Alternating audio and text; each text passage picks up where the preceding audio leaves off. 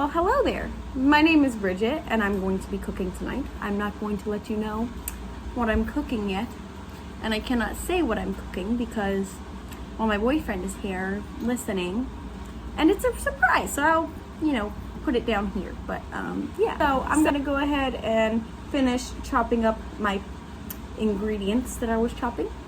You see nothing. Get back to you. Okay, I'm almost done, but I just wanted to show you how to tell if your potatoes are still good after they've started sprouting. So first of all, these sprouts are like barely there. They've just started.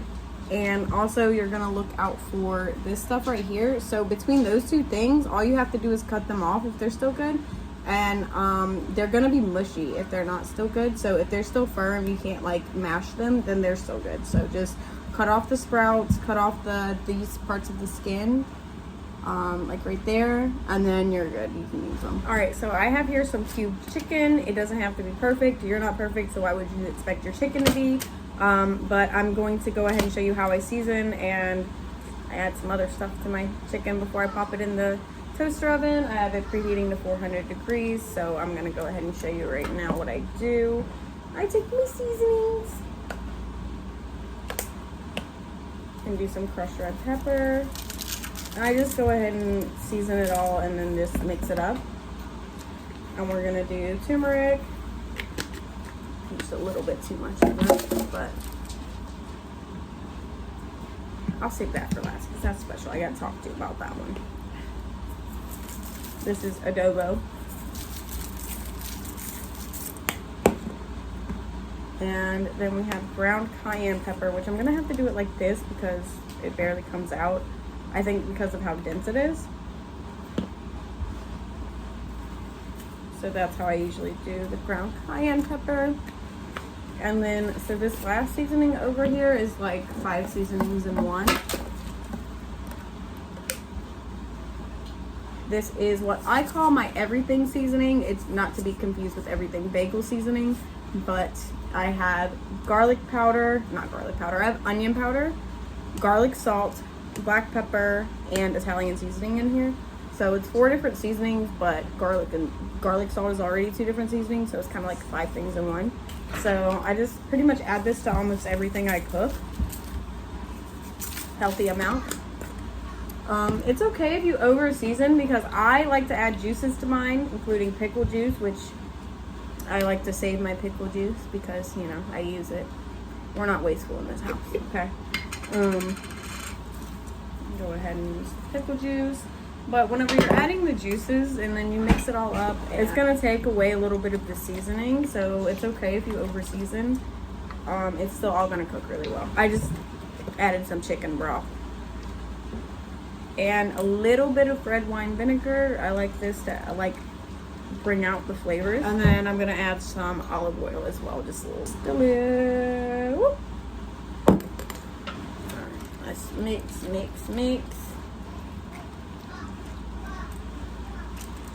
And you can see there's lots of juices in there, and that, of course, is going to make the chicken come out more juicy in the toaster oven. And if you're wondering why I put my chicken in the toaster oven, it's because, well, for one, it still is going to bake it, and for 2, I also have bacon. The bacon is going in the oven, and so are the potatoes. So I want to kind of cook everything together. If I got 3 different things that I'm baking, I'm using the toaster oven. Slice your potatoes. You're gonna get some bacon as well. I promise I've washed my hands. Okay, you're supposed to twist the bacon. It cooks better whenever you twist it. I'm struggling a little bit here, but there. This one was easier, except when it falls slimy.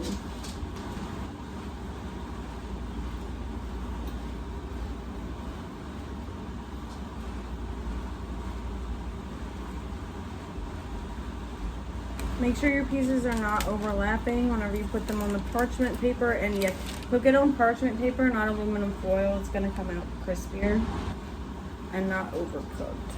Alright, so one other thing about twisting your bacon is that you're also going to be able to fit more onto the pan without it overlapping. So it's kind of a win-win situation there. Alright, and this is just me I don't know many other people who season their bacon, but I like to season my bacon, so I'm just gonna sprinkle a little bit now that I have all my bacon on. Sprinkle, sprinkle, sprinkle a little bit of my everything seasoning. All right, now we're ready to put the bacon in the oven. Okay, there's 5 pounds of sliced potatoes. These, whatever I don't use, is gonna be used tomorrow night for mashed potatoes, and I'm gonna go ahead and rinse these first and then show you what I'm doing with them.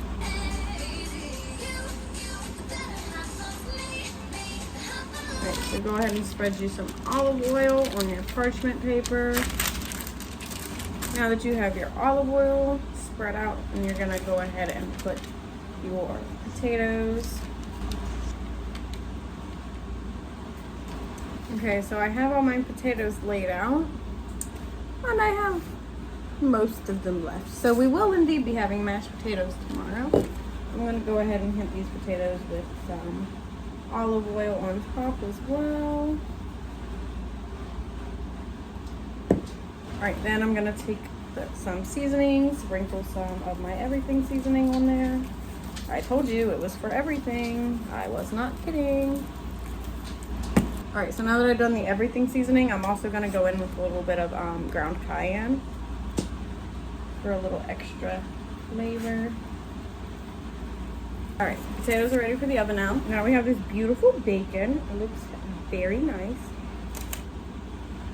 We're gonna go ahead and chop it up. Unless you want to eat a piece first, it's greasy.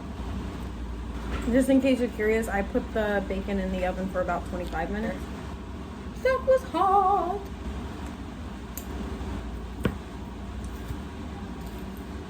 I'm not a fast chopper. I've never been a fast chopper. Probably never will be a fast chopper. But I chop and it's fine because it gets chopped. So now we have our chopped bacon, our cubed chicken. We're gonna set this off to the side and we are going to start on a cheese sauce. We're going to start the cheese sauce by adding some Velveeta, however much that is. I don't really measure very often, so we're also gonna add roughly 1/4 of a block of cream cheese. All right, and go ahead and get that melting on a medium heat. Once it starts melting, I add a little bit of milk. Again, I don't measure. That's anywhere from 1/2 cup to a cup, however much you want. The chicken is really juicy. You want to make sure you're stirring the sauce pretty much frequently. And I'm going ahead and whisking that up just to make sure there are no like cream cheese lumps in there. I'm gonna go ahead and turn the heat off, and this is what it looks like.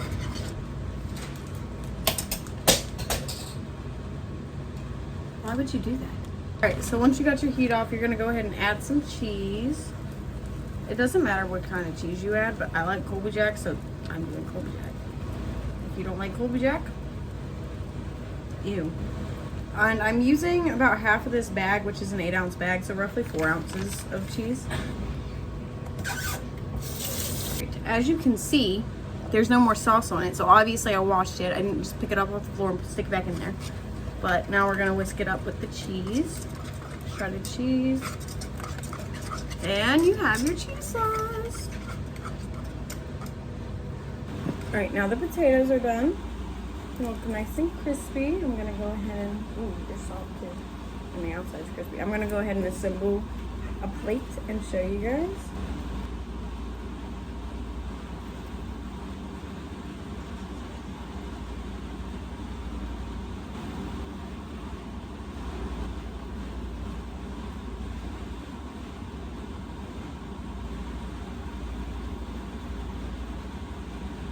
Alright, and there is our Irish Pub Nachos.